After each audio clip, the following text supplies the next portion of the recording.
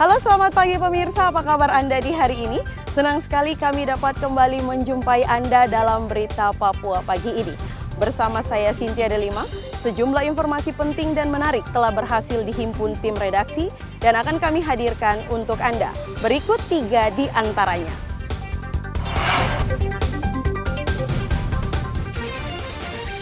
Jembatan gantung putus, 3 polisi dan seorang tentara yang sedang melintas di jembatan terjatuh dan hilang di Pegunungan Bintang. Harga bawang dan cabai di Merauke mahal. Cakupan vaksinasi ASN rendah, Dinkes gelar vaksinasi khusus ASN di halaman kantor Gubernur Papua Barat.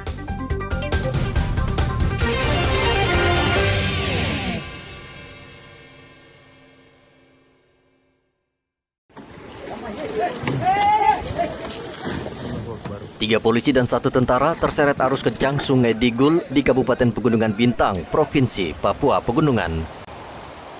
Keempat anggota TNI Polri yang hilang diantaranya Pratu Ferdian Dwi Kusuma, Bribtu Yohanes Mateus, Bribda Risman Rahman, dan Bribda Stefan Randongkir. Kabid Humas Polda Papua Kombes Ignatius Beni Adi Prabowo mengatakan saat kejadian rombongan Kapolres Pegunungan Bintang bersama dan Satgas Pamwil RIPNG Yonif 143 hendak meninjau personel TNI Polri yang bertugas di distrik Iwur. Namun saat menyeberang jembatan gantung, tali jembatan putus dan mengakibatkan sejumlah personel terjatuh ke Sungai Digul. Beberapa personel berhasil menyelamatkan diri, namun 4 orang lainnya terbawa arus.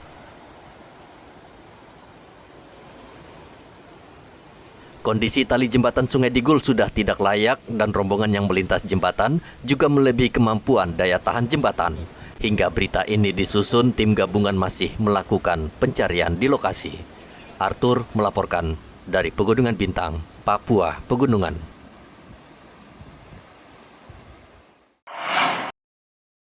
Seorang bocah 7 tahun, warga Kampung Tomor, Kabupaten Asmat yang terjatuh di dermaga ditemukan meninggal dunia.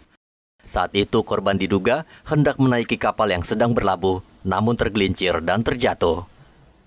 Kepala Kantor SAR Timika, Sjors Mercy Randang mengatakan korban ditemukan setelah dicari selama 2 hari. Kita gerakkan ke lokasi untuk melakukan perbantuan pencarian.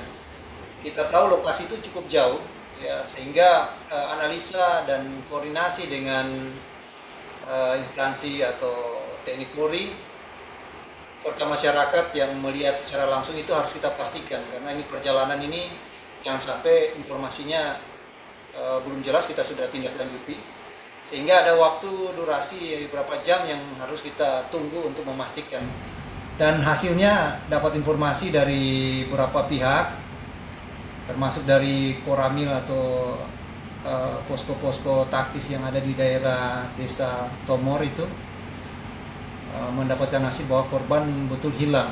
Dan awalnya korban ini yang boleh dikata masih anak kecil, ya. Ini menyeberang dari dermaga ke kapal yang sandar di pelabuhan Tomor itu. Dan pada saat dia menyeberang dia terpeleset dan jatuh. Upaya dari masyarakat sudah melakukan pencarian, namun karena mungkin arus dan sungainya juga cukup keruh, korban tidak ditemukan, sehingga dilaporkan ke Basarnas itu pada hari Senin. Kepala Kantor SAR Timika menghimbau kepada orang tua agar lebih ketat mengawasi anak-anak mereka saat bermain di pinggiran dermaga maupun pinggiran pantai, karena kejadian seperti ini sudah sering kali terjadi. Dari Mimika, Papua Tengah, Igobat Momolin melaporkan.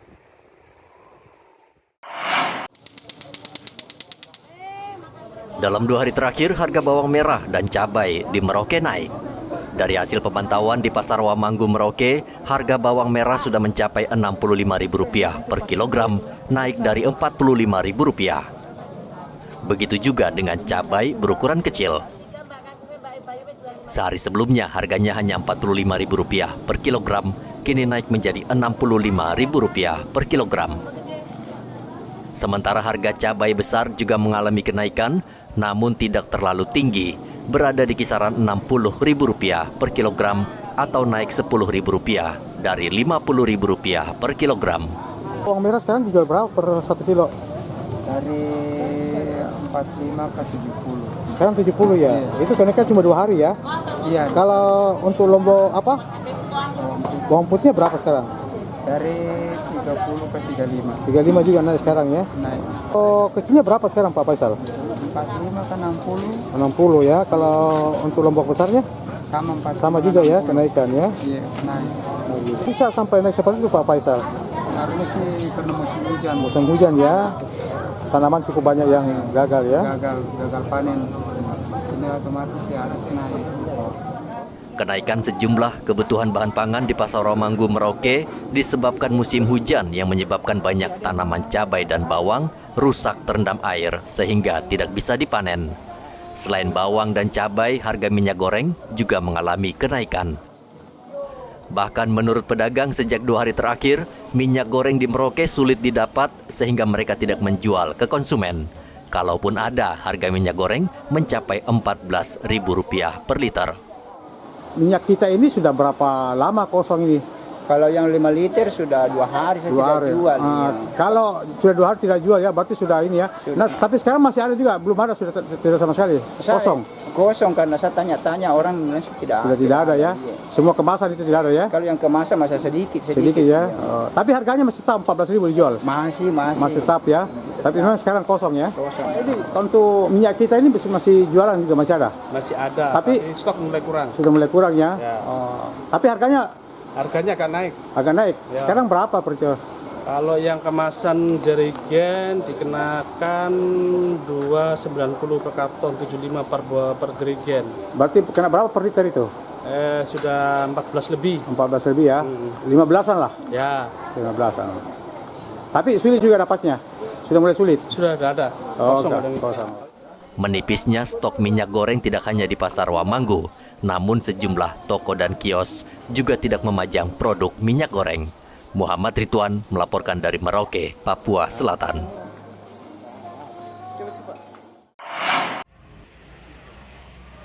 Saat ini kasus campak tengah merebak di sejumlah daerah di Indonesia. Penyakit menular campak menyerang anak-anak yang belum mendapatkan imunisasi. Di Kabupaten Mimika, dari 38 kasus penyakit anak yang terjadi sejak Juni hingga Desember 2022, tercatat baru 1 anak yang terserang campak. Kepala Dinas Kesehatan Mimika, Reynold Ubra, mengatakan pihaknya tengah menganalisa beberapa variabel dari data tersebut. Menurut Reynold, hingga saat ini Dinas Kesehatan belum menyatakan status kejadian luar biasa campak di Kabupaten Mimika. Sementara untuk mengantisipasi merebaknya penyakit campak di Mimika, Dinas Kesehatan telah membuka posko-posko pelayanan vaksinasi campak. Nah, ada beberapa variabel yang harus memang kami analisa lebih lanjut. Dan sebenarnya data saat ini kalau dilihat dari jumlah 30-an kasus itu, campak terjadi lebih banyak 99% pada anak-anak dengan status imunisasinya yang belum pernah diimunisasi dibandingkan yang sudah imunisasi. Dari 38 kasus yang terhitung dari Juni sampai Desember, itu hanya ada 1 anak yang sudah diimunisasi terkena campak. Jadi artinya imunisasi itu menjadi penting gitu, ya. Jadi saat ini kami belum menyatakan itu KLB. Ini peningkatan kasus. Tahun-tahun lalu juga ada kasus kok dalam setiap minggu. Dan itu rentan pada anak-anak yang belum imunisasi campak. Solusinya apa? Solusinya pertama, sekarang ini kami sudah membuka pos-pos pelayanan vaksinasi untuk campak. Satu, jadi silakan orang tua yang anaknya belum mendapat imunisasi campak, anak umur 9 bulan sampai 15 tahun itu akan campak. Puskesmas dalam kota tentu terintegrasi dengan posyandu.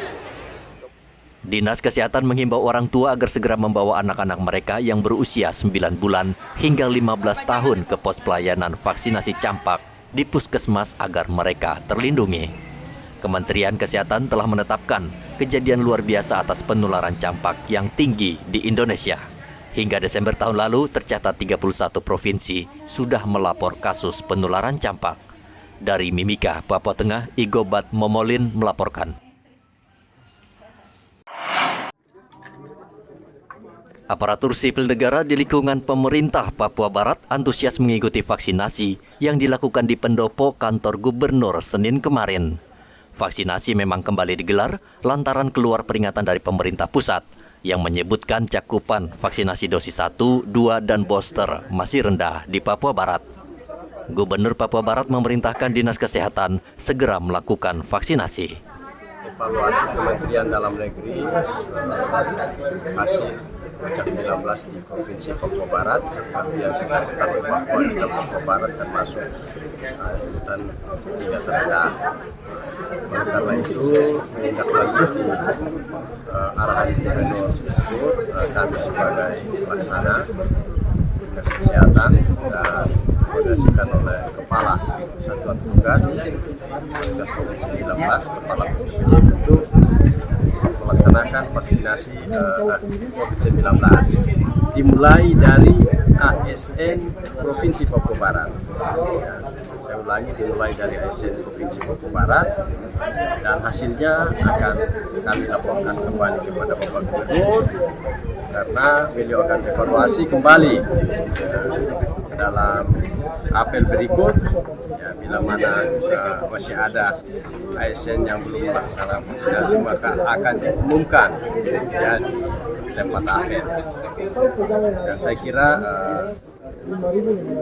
hari ini ya, kita laksanakan bila mana ASN ya, yang belum kita harapkan untuk hadir melaksanakan vaksinasi kita.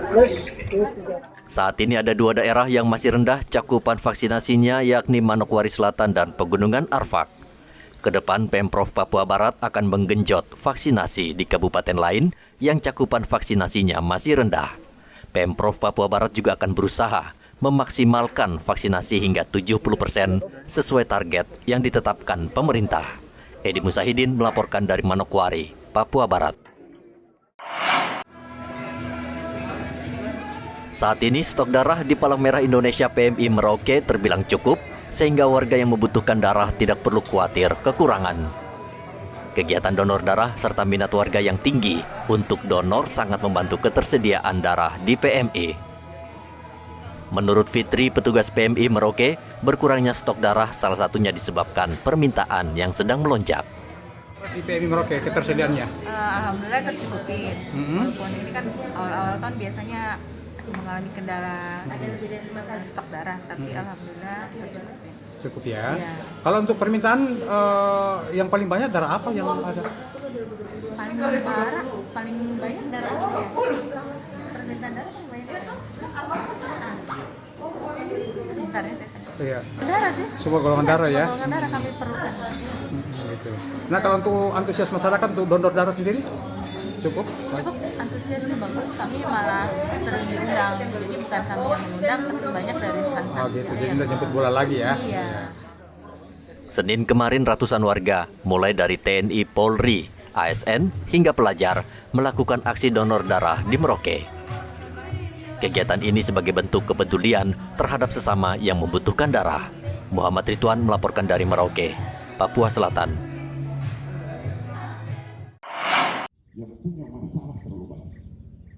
Pelaksana tugas Bupati Mimika Johanis Retop Senin kemarin memimpin apel pagi di kantor Bupati Mimika, Jalan Cendrawasih, SP3 Timika, Papua Tengah. Bupati mengatakan ia akan mengevaluasi seluruh OPD usai apel untuk menata pemerintahan di Mimika. Evaluasi tersebut menurutnya akan dilakukan setiap minggu untuk mengevaluasi program kerja yang tertunda serta mencari solusi atas masalah yang dihadapi OPD serta menanggapi keluhan masyarakat. Identifikasi masalah, kemudian identifikasi masalah itu kita catat, kemudian kita akan buat apa yang harus ditindaklanjuti. Nah, terus tindaklanjuti itu berapa lama? 1 minggu, 2 minggu, 3 minggu, makanya setiap minggu saya akan rapat evaluasi.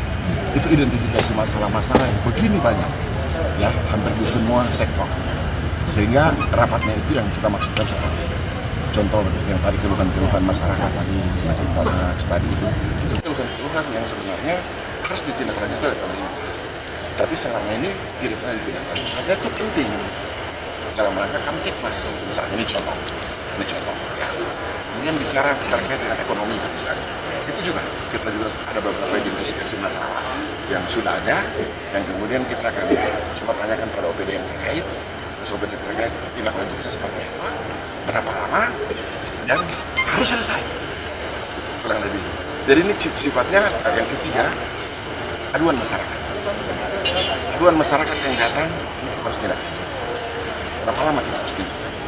Ini pemerintahan saya mau coba dalam tahun 2023 kita jalan seperti itu. Jadi kita akan buat semacam laporan singkat mingguan yang ini masalahnya apa, identifikasi masalah, kemudian penyelesaiannya seperti apa, tindak lanjutnya bagaimana, targetnya seperti apa. Pelaksana tugas Bupati Mimika juga berpesan kepada seluruh OPD untuk bekerja dengan serius dan memiliki komitmen untuk membangun dan memajukan pemerintahan di Kabupaten Mimika. Meski sudah ditetapkan tersangka kasus dugaan pengadaan pesawat, pelaksana tugas Bupati Mimika masih terus bekerja, bahkan dirinya tidak menyerahkan diri. Dari Mimika, Papua Tengah, Igobat Momolin melaporkan. Karena pagi hari setiap Masyarakat Papua Barat berharap Wakil Presiden RI Ma'ruf Amin dan sejumlah Menteri Kabinet Indonesia Maju hadir dalam acara peringatan Hari Ulang Tahun Pekabaran Injil ke-168 yang dilangsungkan di Pulau Mansinam. Gubernur Papua Barat mengatakan pihaknya sudah bertemu Deputi Bidang Dukungan Kebijakan Pembangunan Ekonomi dan Peningkatan Daya Saing, Sekretariat Wakil Presiden untuk membahas kesiapan kunjungan Wakil Presiden di Papua Barat. Paulus Waterpau mengatakan ia tengah membicarakan teknis kunjungan Wapres dan peresmian beberapa program strategis nasional. Untuk membahas pertama kesiapan kita di sini, saya sudah laporkan kepada beliau berdua bahwa prinsipnya seluruh jemaat, masyarakat dan kita dari gereja dan juga pemerintah dibantu oleh pemuda dan juga tokoh-tokoh masyarakat lain. Kita siap untuk menyelenggarakan HUT ke 168 tahun yang jatuh tanggal 5 Februari 2023 ini, Injil masuk di tanah Papua. Dan kami juga diskusi tentang beberapa acara yang akan dihadiri oleh Bapak Wakil Presiden. Memang direncanakan tidak hanya beliau hadir dari sisi bidang keagamaan, tetapi kalau bisa sisi pemerintahan juga harus ada. Kita sedang bahas juga untuk bagaimana groundbreaking peletakan batu pertama dan juga peresmian beberapa agenda nasional yang akan digarap di sini. Itu sedang kita matangkan. Jadi artinya kalau bisa Bapak Wakil Presiden datang itu dengan rangkaian itu sekaligus. Jadwalnya memang yang terungkap dari DPD 3 bahwa Bapak Wakil Presiden punya agenda juga akan menghadiri acara 1 abad ya. Kehadiran Wapres sendiri dalam perhelatan ini memang masih tentatif atau belum bisa dipastikan karena Wapres ada jadwal kunjungan ke Surabaya. Presiden dan Wakil Presiden RI selama 2 periode belum pernah menginjakan kaki di Pulau Mansinam yang merupakan pulau peradaban bagi orang Papua. Edi Musahidin melaporkan dari Manokwari, Papua Barat. Kantor Imigrasi Timika merayakan Hari Bakti Imigrasi yang diselenggarakan pada tanggal 26 Januari lalu di Timika. Acara berlangsung sederhana namun hikmat. Pada kesempatan tersebut, Kepala Kantor Imigrasi Timika Agus Sofani mengatakan pihaknya telah menjalankan 3 program prioritas imigrasi. Saat ini program tersebut menurutnya tengah berjalan khususnya dalam pengawasan orang asing. Pengawasan terhadap orang asing di Mimika bukan saja kewenangan kantor imigrasi, sehingga pihaknya juga bersinergi dengan semua pihak di Mimika agar keberadaan orang asing ini bisa membawa manfaat bagi Mimika. Pertama, bagaimana orang asing itu bisa datang ke Indonesia dengan merasakan nyaman dan keamanan, itu yang pertama. Yang kedua, kami memberikan layanan-layanan skala prioritas untuk perizinan-perizinan selama orang asing tersebut berada di Indonesia. Dari semua kegiatan, baik yang bekerja, berkunjung, berwisata, di sini juga banyak orang asing yang menjadi misionaris. Nah itu yang kedua. Terus yang ketiga, bagaimana kita upayakan agar orang asing ini sangat bermanfaat bagi negara Indonesia. Apa itu kategori bermanfaatnya? Dia datang bawa uang, habisin uangnya di Indonesia. Nah, untuk kemajuan ekonomi di Kabupaten Mimika. Terus yang ketiga, bagaimana kita mencoba untuk melakukan pengawasan orang asing ini. Karena rambut boleh sama hitam, nanti tidak ada yang tahu. Bisa saja izin tinggalnya untuk A, tapi melakukan kegiatannya B. Inilah tugas-tugas kami dalam rangka pengawasan orang asing. Kepala Kantor Imigrasi Timika juga menambahkan di tahun 2023 pihaknya akan terus memberikan pelayanan yang terbaik kepada masyarakat yang hendak membuat paspor. Dari Mimika, Papua Tengah, Igobat Momolin melaporkan. Pemirsa, berita yang baru saja Anda saksikan sekaligus menutup jumpa kita dalam Berita Papua pagi ini. Saya Cynthia Delima bersama kru yang bertugas ucapkan terima kasih. Kami pamit undur diri. Selamat pagi, semangat pagi, Wanyambi.